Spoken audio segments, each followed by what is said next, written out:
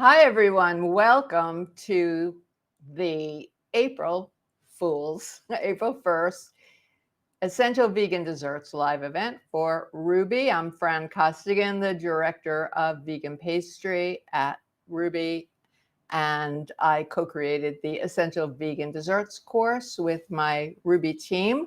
I am still the primary instructor for the course, and I'm delighted to welcome everyone, welcome friends, students, current students, graduates to this event. I'm excited about this event. There's so much talk about eggs, the cost of eggs, the shortages, and so on. Um, I'm concerned about it for probably other reasons or different reasons, but I personally have been baking without eggs since the 1980s, to tell you the truth. Many of you know that I was trained traditionally in culinary school, and then I left my work as a pastry chef in a butter, sugar, egg kitchen to develop some plant-based desserts. We called them vegan desserts at the time. And I had to set up a test kitchen, but I kind of never looked back. So, however, times have changed. Before I dive into this topic and get to your questions, many good questions have been sent in. Thank you for that. Anybody who hasn't asked a question and would like to, as the event goes on the right side of your screen, there's a Q&A, and you can just type it in. Anyone in Essential Vegan Desserts course currently, if you have a problem with tech at any time, just write to support@rouxbe.com and someone from the team will get back to you shortly. Anyone here is welcome to write to me at fran@rouxbe.com, and I'll be happy to talk to you there. Also, people in Essential Vegan Desserts, think about joining our private Facebook group. It's a great way to introduce yourselves to your colleagues, to share some photos, ask for advice. I need a new mixer or something. What do you think? And so on. Also, if you are a graduate of Essential Vegan Desserts, we would love to feature your journey on our social media. And we have on Instagram @RouxbePlants. And just email me at fran@rouxbe.com and let me know that you're interested, and I'll pass that along to the folks who will take care of that. We love to feature our graduates and our students. And that being said, if you use the hashtag, if you're on Instagram, hashtag Essential Vegan Desserts, I can find you and I can feature you, unless you don't want to be, in which case you'll tell me. Okay. So why the interest now in no egg desserts? And I say that because I am getting a lot of queries from the non-plant-based world, the non-vegan world, asking me for help in making desserts without eggs. There are lots of reasons. The original reason, or the primary reason for many people, is they're following a vegan lifestyle, vegan diet, plant-based, whatever way, whatever label you give to eating a diet without eggs, dairy, and sometimes honey. There are many, many people who have an allergy to eggs, and so they've been making desserts, presumably, or eating without eggs for years. Concern about pathogens in eggs. Now, since I've been using aquafaba, and I'm going to talk about that, to make meringue, I don't think there's anyone today telling the general public to go ahead and use raw egg whites, because there is a problem. There is a potential for pathogens like salmonella. And today there is bird flu, and there is a great concern about that. And because so many birds have been unalived, as someone said to me, there are shortages of eggs and extremely high prices. I care about people. This hasn't been especially an issue for me because, as I said, I've been baking for eggs since the 80s. Now, when I was researching cakes made without eggs during that time, there were no reliable recipes, there were no reliable cookbooks at all. So I thought, well, during the war, when I was doing my research, I came across recipes that were labeled Depression era cakes, and they didn't have what we think of as an egg replacer per se. They were made basically with baking soda, vinegar, water, or some liquid, but it was generally water, and non-alkalized cocoa powder. So you may have seen some recipes for these cakes. They were generally chocolate cakes. Well, they were chocolate cakes. They were made with non-alkalized cocoa powder. They also were called craters of the moon cake or crazy cake because the dry ingredients were put into a baking dish, and then there was one hole for the water, one hole for the vinegar, one hole for the baking powder, and they were mixed all together. It makes a decent cake. That cake had to be made with non-alkalized natural cocoa powder. I thought the cake was fine, but I knew I could do better. I used the recipe as a template to taste and get the idea. That was my breakthrough cake and the chocolate cake to live for, which is on the cover of my book and is still my most popular recipe. The cake was born. So just to make the point that you really can bake beautiful, reliable cakes without using any eggs, and often without using a commercial egg replacer. Sometimes I think I have 2 recipes that use an additional egg replacer. I'm going to ask Patrick to show you first a picture of a tiered wedding cake. This was made by Essential Vegan Desserts graduate, and her Instagram handle is Mayo Bakes, M-A-Y-O. It's a beautiful cake. That cake ended up in an article in Time magazine. They reached out to me to ask if any of my students, if I had any photos of wedding cakes made without eggs. And this is before this new, egg shortage came to be. The next recipe is for a cookie that's called a tuile. Now, a tuile is typically made with egg white, butter, and this beautiful photo was done by Hannah Kaminsky. Some of you may know Hannah's work. She's written a couple of cookbooks. And this particular recipe is an assignment in Essential Vegan Desserts. You can see that the cookie is very lacy, and it is made entirely with, it's gluten-free, and it is made entirely with liquid sweeteners, rice syrup being one of them. That makes it crisp. They can also be bent into the typical tuile, which means tile shape. So that's a really great recipe. And technically speaking, there's no egg replacer. It just was figured out. The third photo is a vegan variation of my mother-in-law's Irish soda bread. This recipe contained 1 egg, so I just had to replace 1 egg. And I had decided to use Bob's Red Mill egg replacement, and I'm going to show you the package. Now, the recipe works. There's no reason for me to change it, but there are other things that I can do in addition to using the Bob's Red Mill egg replacer.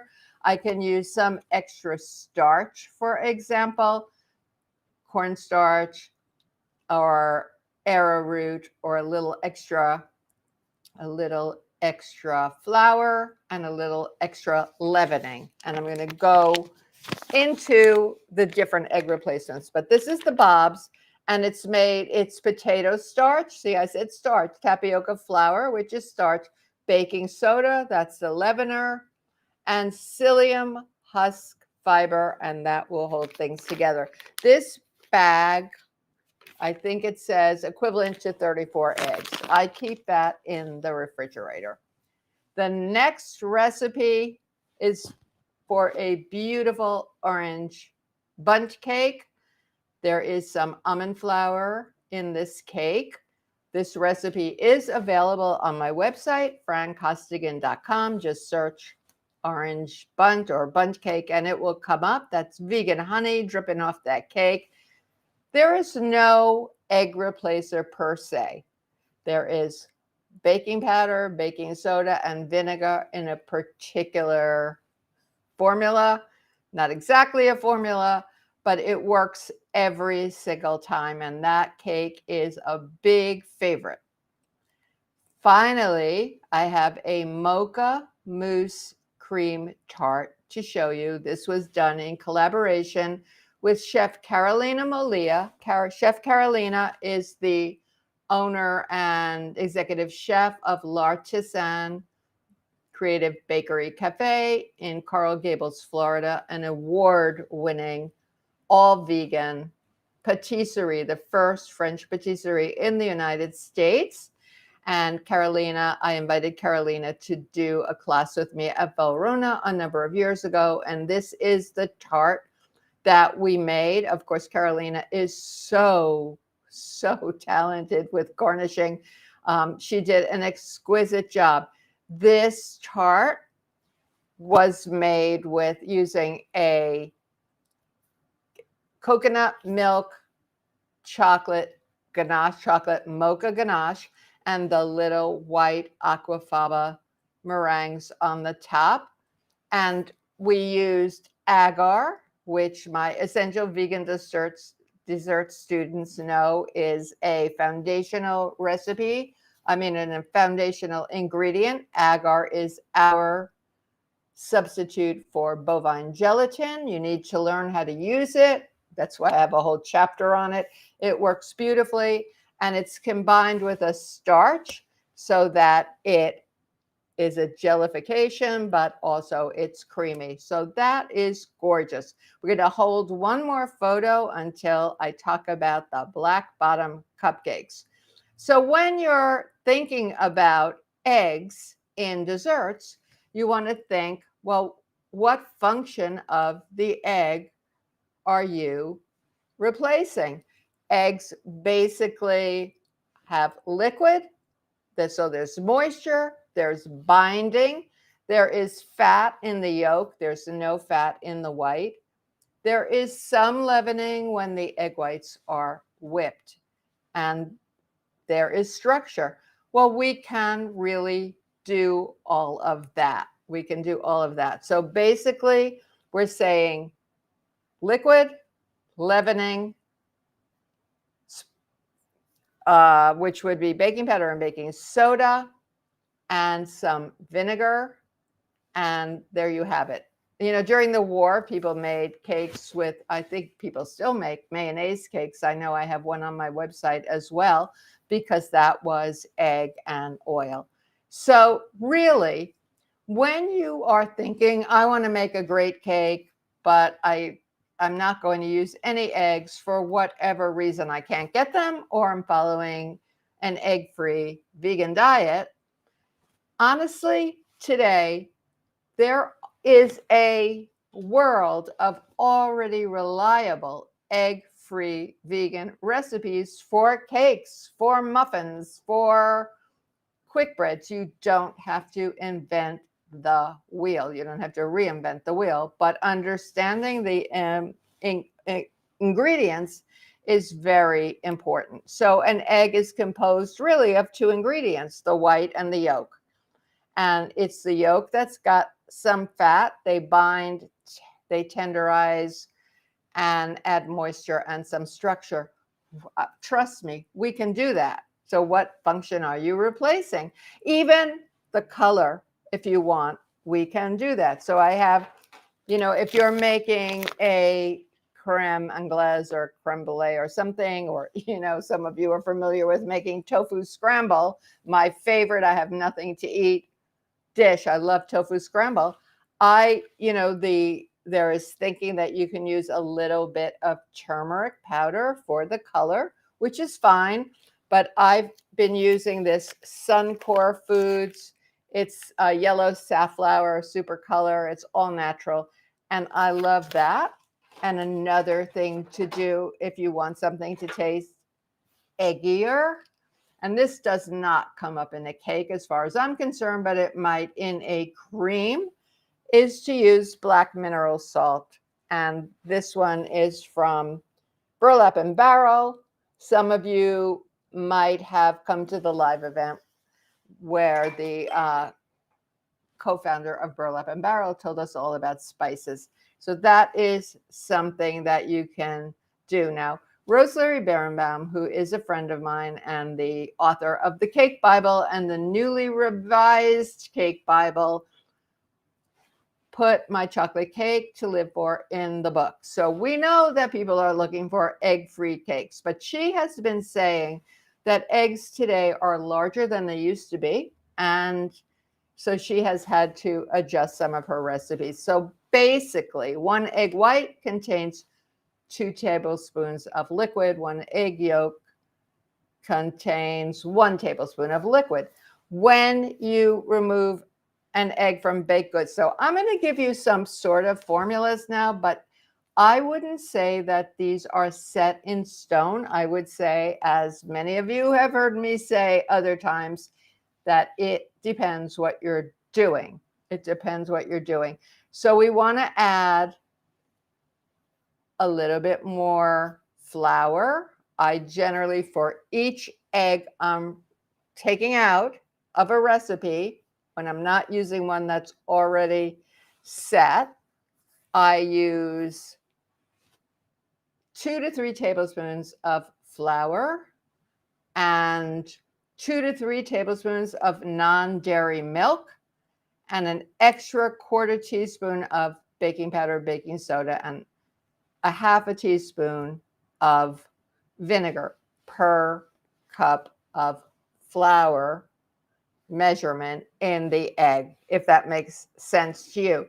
So what I would say to you is I start by testing your idea. Cut your recipe in half, maybe by 1/4, and see how it works. So in other words, you're replacing an egg. You know what the functions are. You're adding a bit of flour for structure and binding, some non-dairy milk for the liquid, and some chemical leavening for the lift. I like to add a touch of maple syrup. Maple is a humectant and it makes the cake nice and moist. So again, start with that and test. You can also use a commercial egg replacer like the Bob's that I showed you. It works fine. It just says to replace 1 whole egg, combine 1 tablespoon egg replacer with 2 tablespoons of water. Mix well, let sit for a minute or so and use it. And it's fine to do that. That's basically what it is starches and a little bit of leavening. Now, some people use chia gel. I started to say glop, but I don't do that anymore. Chia gel or flax gel. And that is something that we use in Rouxbe. This is something that wasn't available to me when I started out. Nobody was talking about it. And it can work. Too much flax gel, to me, leaves a fishy taste. So it is 1 to 3, whether it's chia or flax. And this is flax, and it's ground, and it's the golden flax. I prefer for baking to use the golden flax. And this is what, it's not exactly golden, but it's not dark brown. And this is what it is in the whole form. You want to keep the seeds and the ground product in your refrigerator or freezer. So it's 1 tablespoon of chia or flax, 3 tablespoons of liquid. Typically, people say you're going to use water, room temperature water. I think you can use anything at all. And I do want to say to you that with egg replacement, I think a combination of ingredients really works the best, the best. Now, in the course, we have a recipe for a lemon poppy seed muffin that's very popular, and it was given to us by Ju Deaver, and she wrote a cookbook called Aquafaba, which is fabulous. There's tons of information, and I'm going to talk about Aquafaba. And we use the Aquafaba as an egg replacement there, and it can work. But there, again, we're using leaveners, we're using more flour, and so on. Some people like to use, I have used pureed silken tofu to do cheesecakes or mousses or creme brulee. You can do that. Works very well. And then we have, I know in Forks Over Knives, I know in the Plant Pro course, and certainly in Essential Vegan Desserts, we talk about dried fruit paste, which adds moisture, flavor, and fat reduction. My favorite for chocolate cakes, and I know my dear friend and colleague, Sharon Nolan, agrees with me, is prune. Now, I'm not going to use prune to make a vanilla cake. The color will be wrong. But in chocolate, prune or dried plums, they were rebranded, and I don't know what they're back to today, really works well. My gluten-free brownie bites, and there is a sheet in the course, a way of baking that recipe as a sheet, uses prune puree. I saw that David Leibovitz has a chocolate chip cookie, and he said, and he's a big egg baker, no eggs, prune puree. So now we use date paste that has a fruity flavor. Applesauce is the most neutral.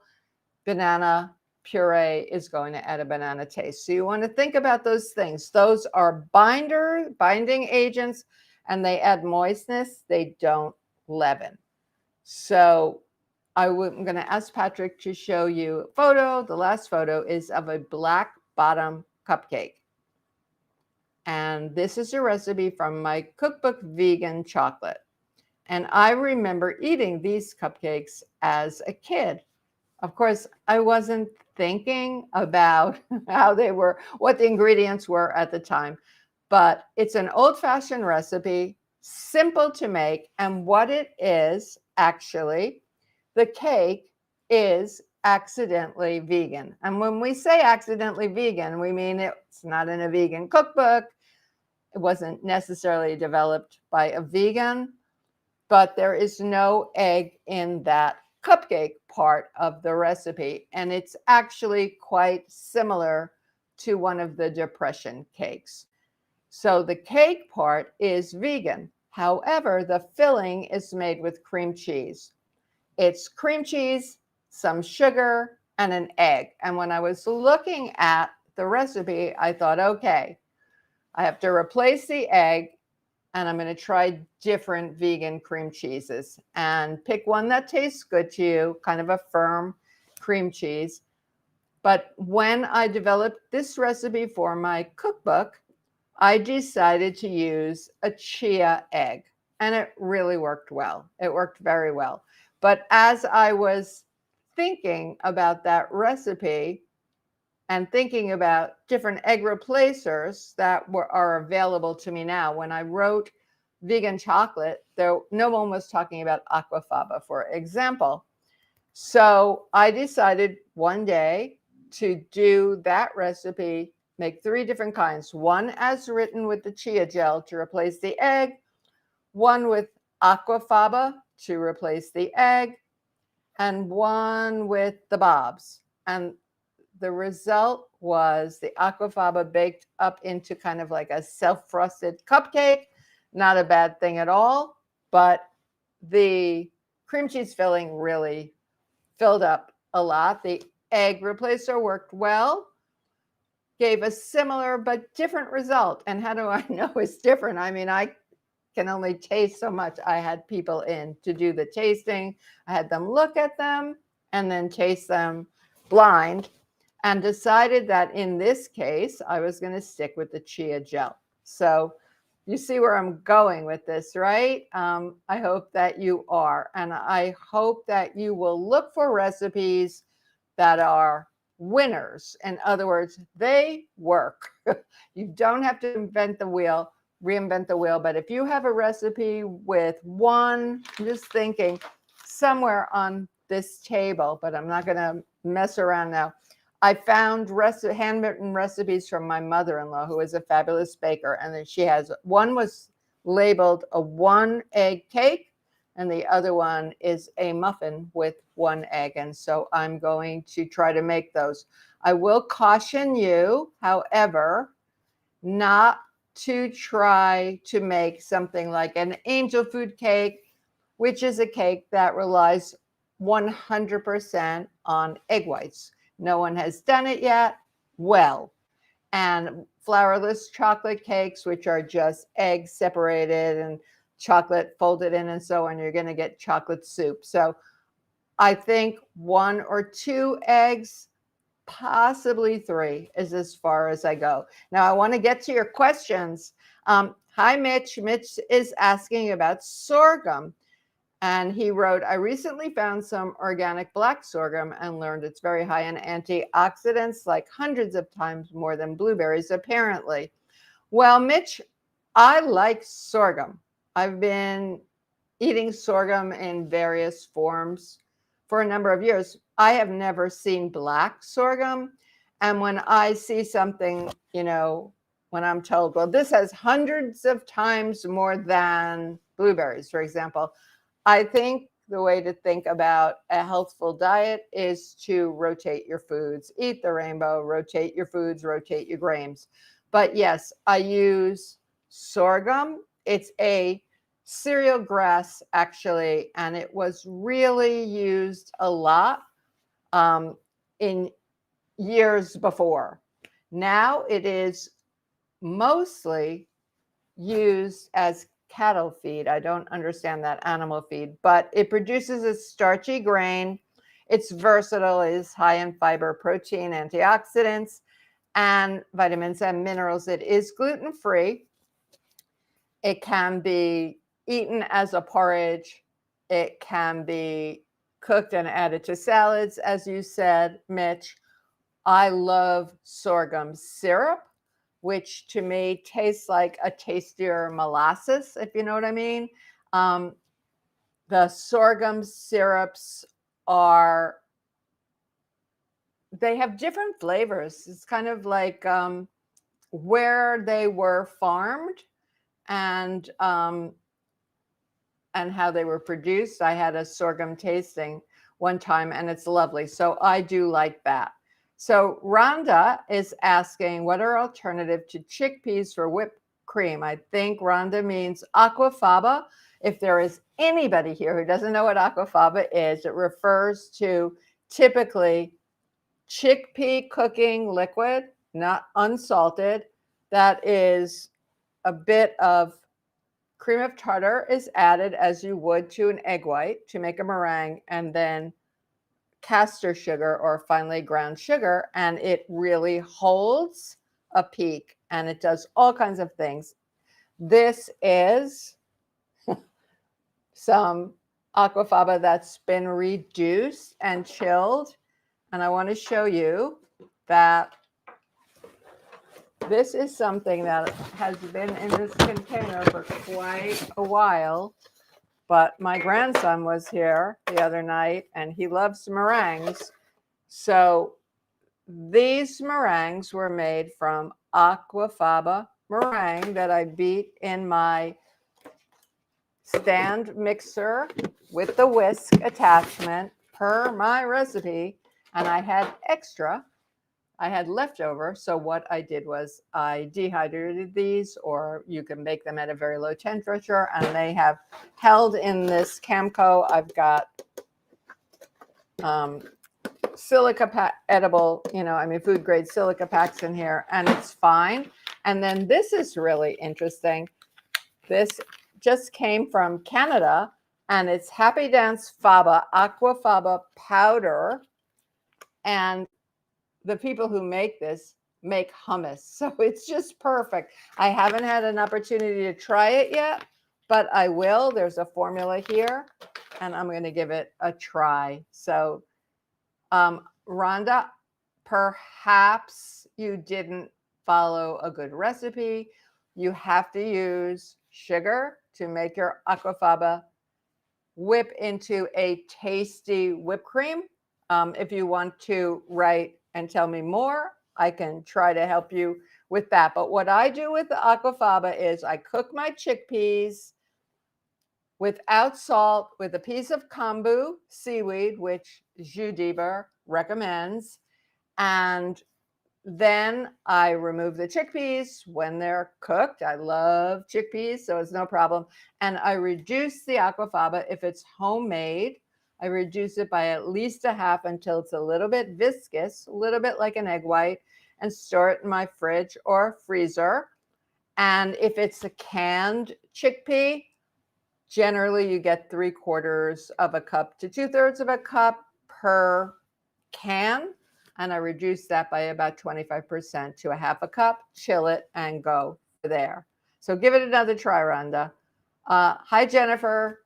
Jennifer's asking if I have a good carrot cake recipe, and I put a link to carrot cake recipe from my first cookbook in the chat in this Q&A, so you'll be able to grab it. It's a nice carrot cake, that's for sure. Let me know if you make it and if you like it. Hi, Chef Shar. I'm very happy to see my friend, Chef Shar Nolan.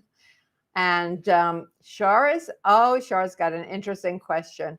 Shar's saying, I noticed you were testing the tofu brine to create aquafaba. How did it work?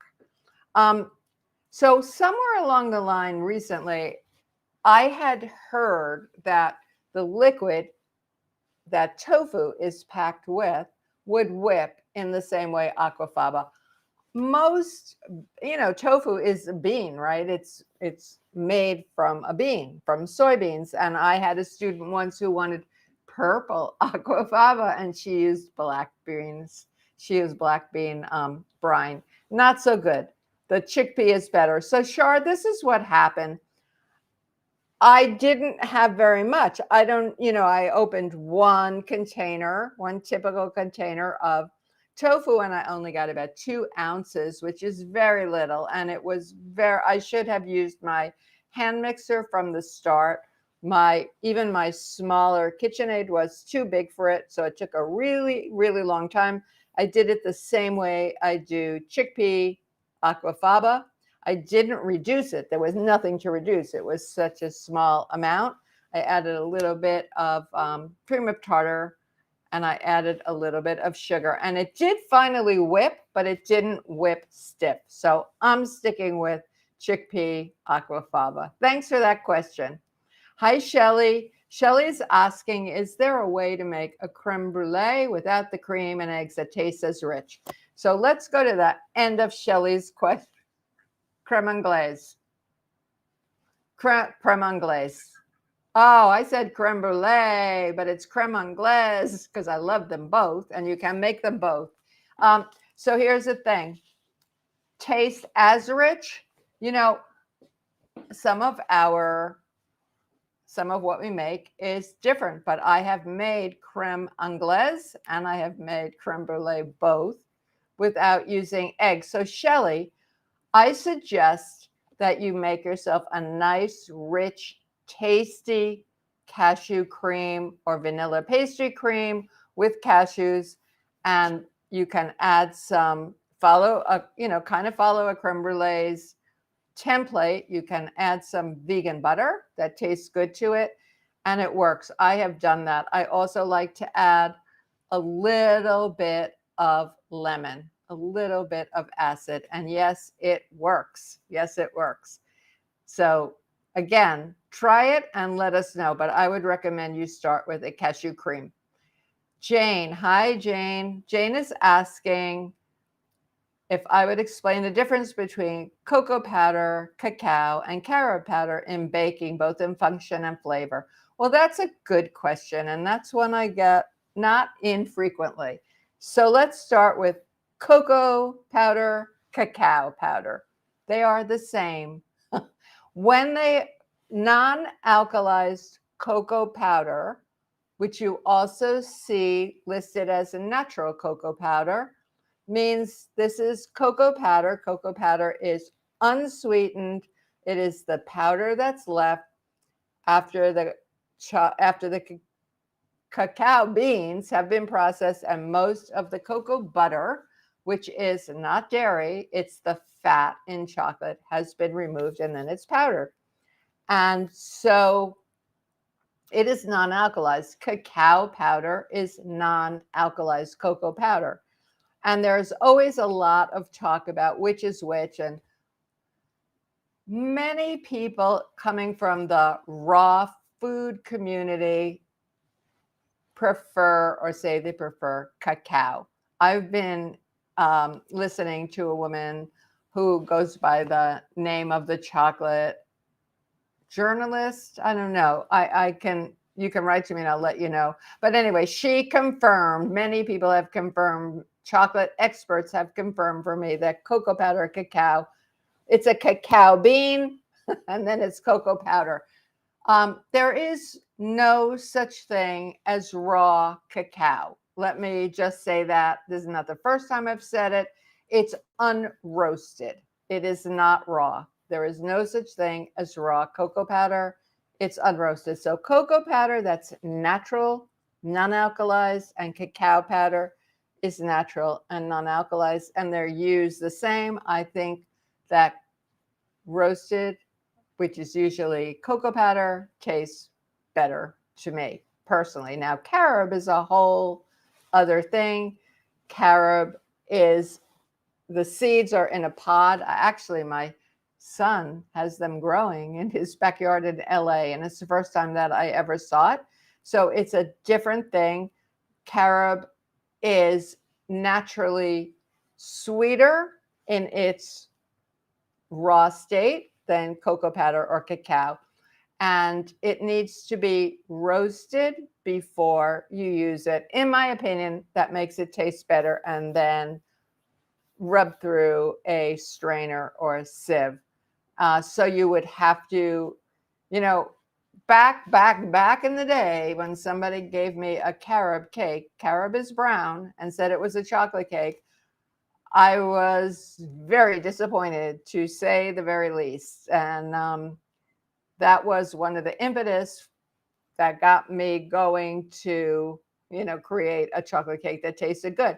Nothing wrong with carob cakes. They're just not chocolate. That's like, tofu isn't tempeh, that kind of thing. Well, they're both soy, so that's a bad example. But you would have to adjust the amount of sweetener. And I do want to say that carob has been touted as a health food. Cocoa powder and chocolate are being touted today as a health food.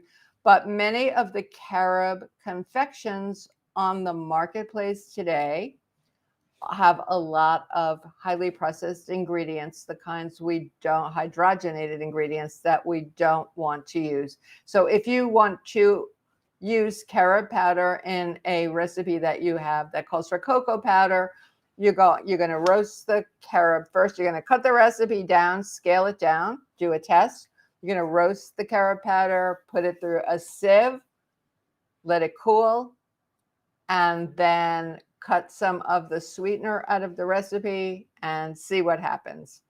Jane has a really interesting question about white whole wheat flour. So evidently there was a lot of confusion about white whole wheat flour, what it is, enough so that King Arthur has renamed theirs golden flour now. And I'm going to tell you exactly what it is. It is more like using whole wheat flour than it is whole wheat pastry flour. There's some more gluten in it. So if that's what you have and that's what you want to use, then I suggest you use a percentage, take a little bit of that flour out and use a percentage maybe of a starch to soften it, or a little bit of AP flour. But it is whole wheat flour that is milled from hard winter wheat. That's what it is. That's what it is. Let me see. I've got some more questions here. That's a great question, though, Jane. Denise is asking, is it possible to do the course if you're gluten-free?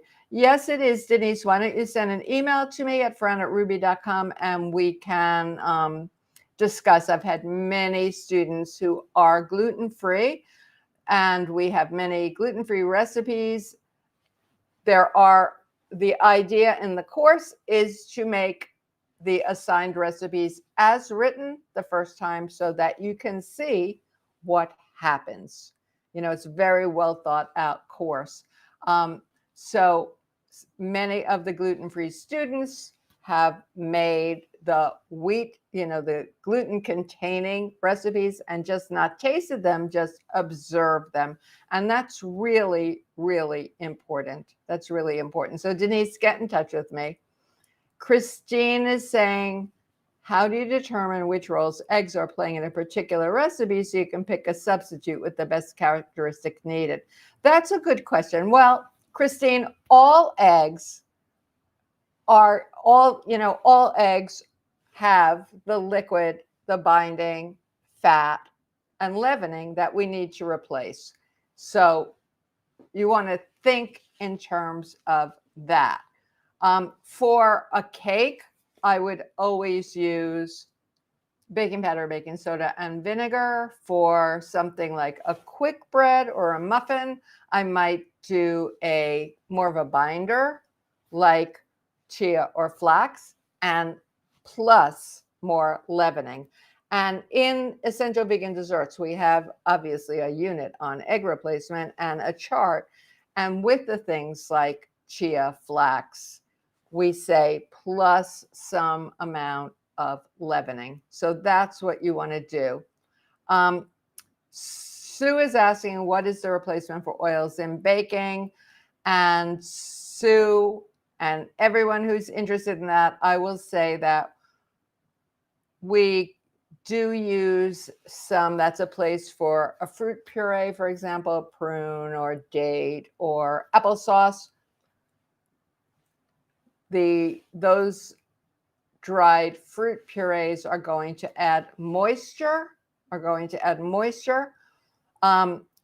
but you still want to make sure to have some leavening and so on. Your result is probably going to be denser than a cake that is made with some oil. And I know that many of you know, because it seems to come up almost at every live event, that I made Rip Esselstyn's wedding cakes. And obviously, if you're familiar with the Esselstyns, Dr. Esselstyn, Prevent and Reverse Heart Disease, and Rip, the Engine 2 diet, and so on, that was a big honor for me. I hadn't made a cake without added fat, without oil. And I did in a funny kind of a way, meaning my daughter had forgotten to add the oil to my chocolate cake recipe. And she said, it's good, Ma, it's just a little more dense. So I played around with it. So you just can expect your result to be perhaps a little bit denser. If you use too much fruit puree, it might be a little moist, but it definitely will work. So Diana's asking about aquafaba. Let's see. Hi, Chef Fran. So once the liquid from a can of chickpeas is drained, how long can I store it in the fridge? How long in the freezer does freezing it cause to lose its egg white properties? I don't keep it in my fridge for more than 2 days, and I keep it in my freezer, I think, for months, very well protected. But I always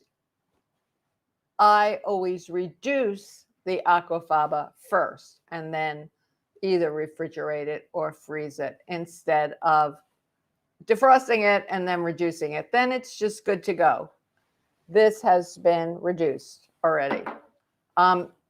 Jane has a question about vegetable stock. Okay, that's not a cake recipe, but I can answer this. In the lesson for making vegetable stock, the instructions say to simmer uncover. What's the benefit of doing so? I would imagine that is so that the flavors really meld and the stock reduces a little bit. That's how I make my vegetable stock. I make vegetable stock very often by just keeping the peels from my vegetables, the scraps, keep them in my freezer, and then I make some vegetable stock. Hi, Daniela. Daniela is one of our Rouxbe team, and I love you and I miss you. And thank you, Daniela said you're the best. I think you're the best, Daniela. Come visit me. Thank you. Okay, Robin R. Is just egg a one-to-one swap for chicken eggs in baking? That's a good question, Robin. I just bought some. So just egg used to come in a plastic bottle, and now it comes in a paper. And boy, the price really went high. Well, because more people are buying just egg now. And I don't know the answer, Robin, because I haven't used it yet, but I would go to their website and find out how it works in baking. I know in the before,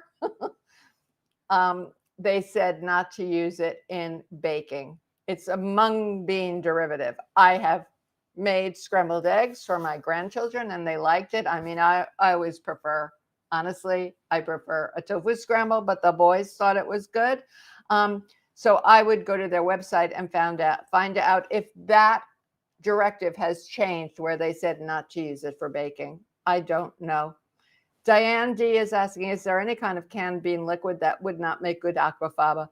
Well, I haven't tested them all. As I said, I did see one student made her aquafaba with black beans because she wanted to get a purpley color. It wasn't great. The most reliable aquafaba to make meringue or to use in baking is chickpea. The flavor is neutral and it works all the time. As far as if you follow the recipe, it works. Okay. Connie is asking, what is vegan honey? Well, there are many vegans who will not eat honey because the bees have commercial bees are treated very, very, very badly. I suggest you watch a movie called Queen of the Sun. And this is about beekeepers all over the world who are keeping bees the right way and not stealing their honey from them, as opposed to the bees that are flown in all the way from New Zealand and then awakened with sugar water. So I am not opposed to local honey. I'm a vegan who isn't opposed to local honey. But I have created a recipe for what I call vegan honey because it has that flavor profile. Mine is a combination of rice syrup, which has a sort of a butterscotchy taste, not very sweet, agave, and maybe some maple syrup. And I make it in quantity and keep it in my fridge for when I want a honey flavor. You can, I think, find that recipe is definitely in the course, and you might even find it on, I'm sure you can find it on my website, as a matter of fact, francostigan.com. Tony says, I used applesauce before as egg replacement for cookies, but will it work just as well for cake? Or should I stick to flax and chia? The difference between cookies and cakes is a pretty big difference, you know, but I would use half as much and use some flax and chia as well. Again, I think that combining egg replacements is a great idea. One of these days, I'm going to get around to making a chia gel because I prefer chia to flax, using aquafaba as the liquid, and see if it works. Only because I always have reduced aquafaba around. I wouldn't say open a can of chickpeas and make some aquafaba to try that. Mark is asking if I have any ideas on achieving not only egg-free baking, but alternatives to oil and sugar. For those more obsessed with squeakier arteries, and he loves banana bread.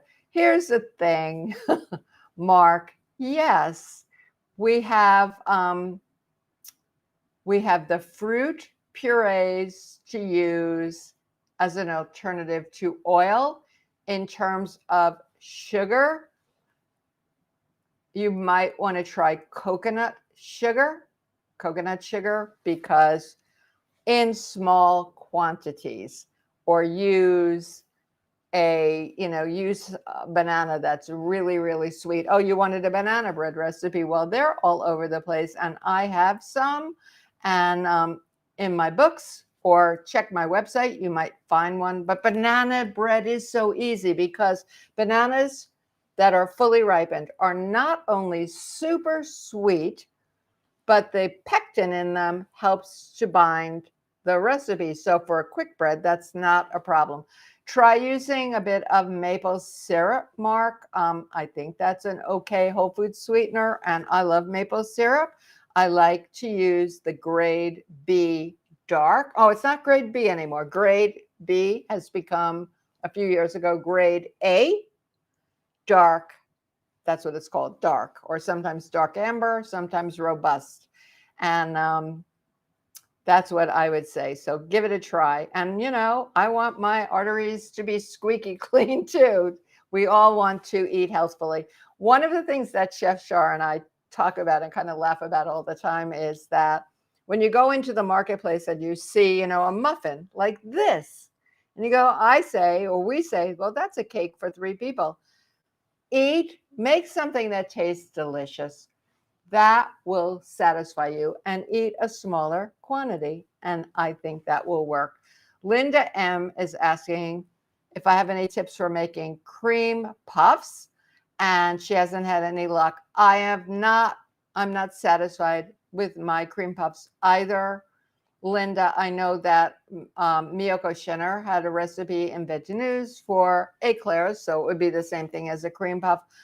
I've made some. I just haven't found one that I'm comfortable saying use that, because I think it's great. So no, not yet. But I'm working on, because I think that it is possible. But if you've ever made a cream puff, you know that that is something that really does rely on eggs a lot. And so there you have it. I think that that's all the questions for today, and we're actually right on time.